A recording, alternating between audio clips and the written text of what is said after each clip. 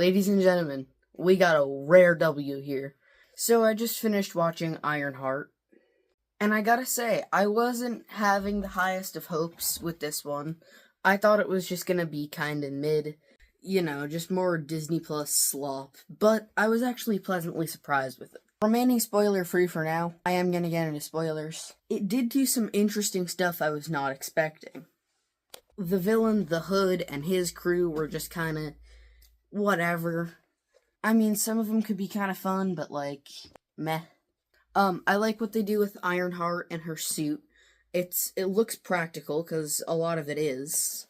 Or some of it is. They do an interesting thing with it at an element I was not expecting. Well, unfortunately, I kind of was, because they revealed it in the marketing. But if you didn't really look for it, didn't watch a breakdown, you wouldn't know.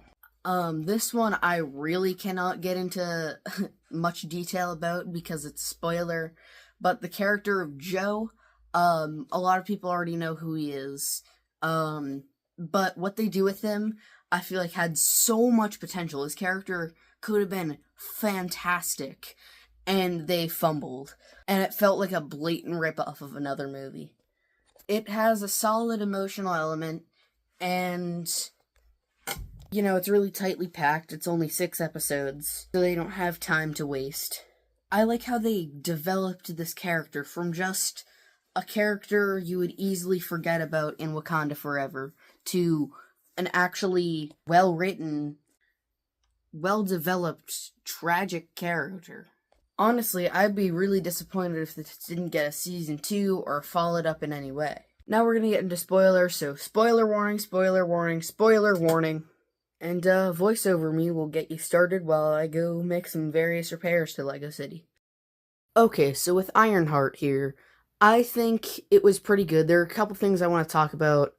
Let's start off with, what was his name? Joe, but he's really the son of Obadiah Stane, Zeke. So, honestly, this is an awesome premise. Why did they go nowhere with it? This could have been so cool. You have the original villain's son, and you do nothing. The powers they chose to give him are more similar to Whiplash. Did they forget he's the son of Obadiah Stane, Ironmonger, not Whiplash? And then they don't even let him be his own villain. He's instead puppeteered by the Hood. Speaking of which, I feel like he was kinda interesting, but just whatever. And anyway, they made, Zeke Stane do, diet upgrade. Love that movie, by the way. Basically, a guy goes under experimental, horribly painful surgery that gives him powers to get back at the people who did him wrong. And he can do, action movie stuff. But this can also be a bad thing because he's not in control of his body sometimes. And then it can make him do things that he doesn't want to do. Horrible, horrible things, where he murders people. They even end up wearing almost the exact same clothes. Take a look for yourself. To copy the entire premise, how the entire plot, as well as how the main character acts, is one thing, but to copy his fit, too? This is not a coincidence. That is straight plagiarism. But anyway, we should probably get back to the actual show. I like what they did with Ironheart's AI assistant, Natalie, and how that storyline ended was crazy.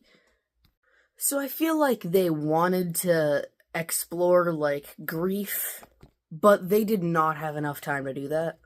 I feel like the stuff with the AI, Natalie, when she first pops up, goes way too quickly.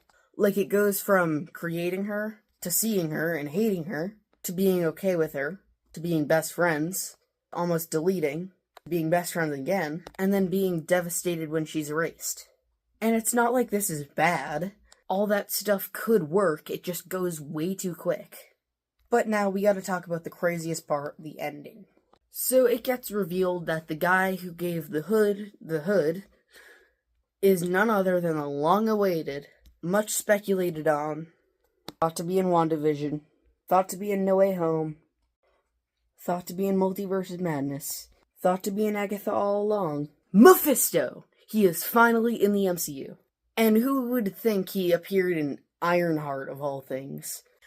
After 4.5 years of speculation, he has finally risen from hell.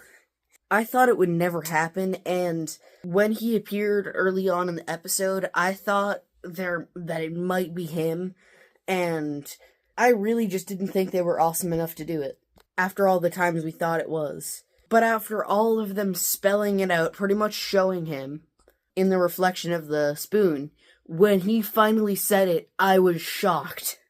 Mephisto is here, and I am so ready for it. With that said, when do you think these characters will ever appear again? We still don't know what's happening as far as, like, after Secret Wars, but, you know, I'm thinking soft reboot, they might keep some stuff, including this. Let me know in the comments, and I'll see you guys next time.